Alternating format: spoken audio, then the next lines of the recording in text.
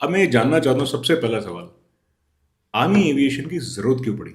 खासकर जब इंडिया में ऑलरेडी एक एयरफोर्स है एंड नेवी की बिकॉज़ एंड कोस्ट गार्ड भी है।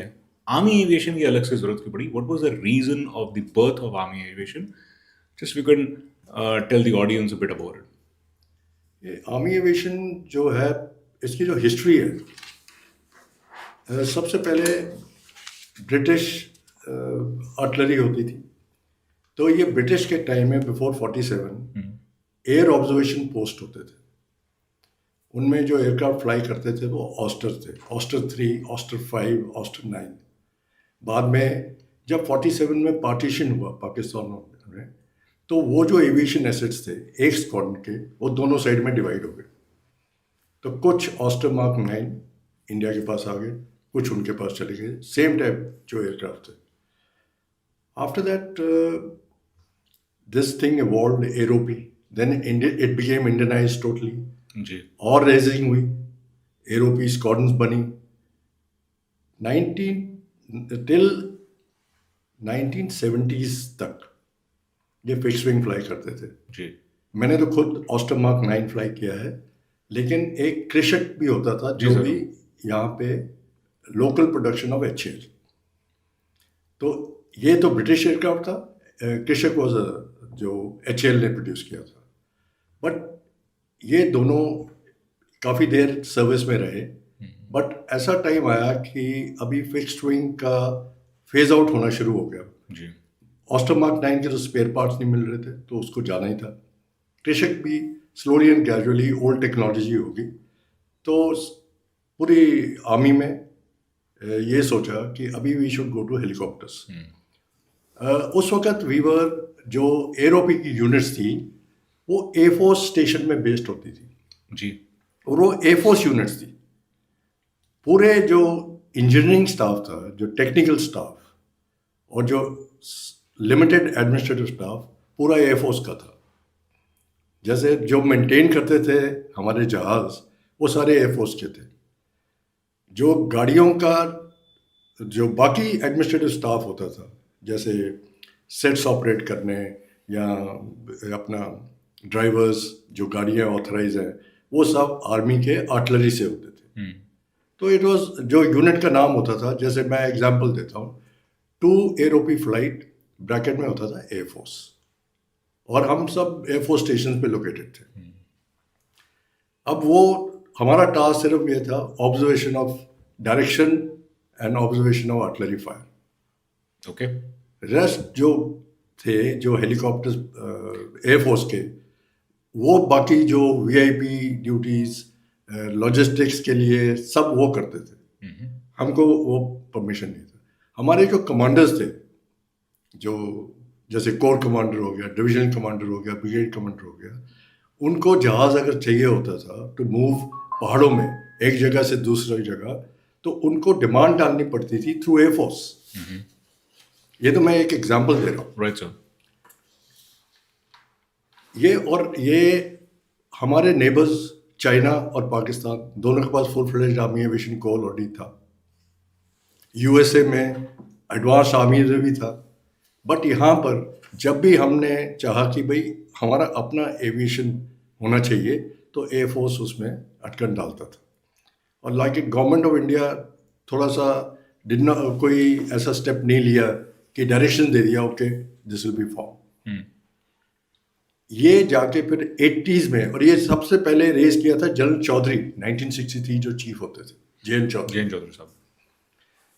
फिर जनरल सुंदर जी के टाइम में जाके ये थोड़ा सा प्रेशर तेज हुआ, और जनरल सुंदर जी का जो गवर्नमेंट के साथ इंटरेक्शन था वो थोड़ा ज़्यादा क्लोज था। राइट। और ये मैं कहूँगा कि उनकी वजह से फिर ये आर्मी एविएशन पुश हुआ, और 1986 में आर्मी एविएशन कोर बना। जी। एंड जो एयरफोर्स का कंट्रोल था वो ख़त्म हो गया। ये तो 1980 यहाँ तक इसका ज़रूरत ऐसे है। हमारी कैजुअलिटीज़ हैं, वो 12 बजे के बाद फ्लाई नहीं करते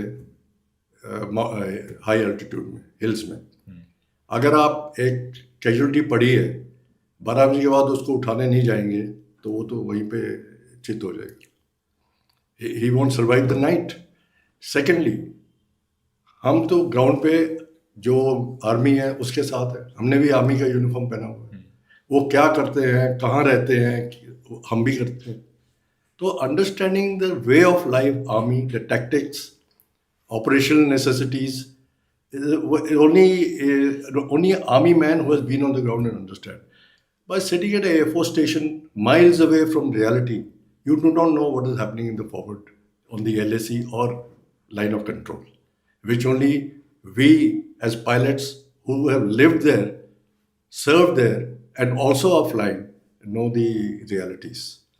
Also, ये control, I mean as a core commander, जो जिसने लड़ाई, एक्चुअली लड़ाई लड़ी जाती है कोर कमांडर के लेवल पे, कोई भी बैटल जो हो जी, main this thing at the core level.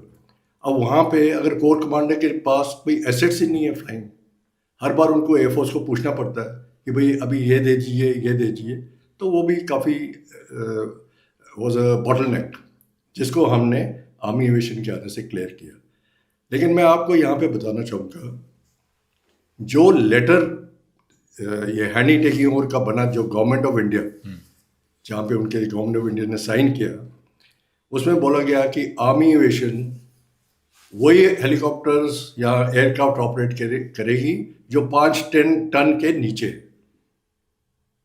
ये जब आर्मी एविएशन बना, ये एक चार्टर था उसमें जो कि एग्री किया गया, लेकिन फौज को चाहिए था, आर्मी को चाहिए था, तो हमने वो साइन कर दिया उस वक्त। जो मिल रहा ले लो, हमने ले लिया। हमारे पास आए चीता चेतक उस वक्त, और जो अटैक हेलीकॉप्टर्स उस वक्त होते थे वो होते थे हमारे चेतक हेलीकॉप्टर, उसमें टो मिसाइल लगी होती थी, वो थे हमारे अटैक हेलीकॉप्टर्स। मैं ये बात कर रहा हूँ जब ये सब कुछ हुआ। उसके बाद आए मी-25 और मी, वो सब एयरफोर्स ने लिए, लेकिन आर्मी की बजट से पेमेंट होती थी।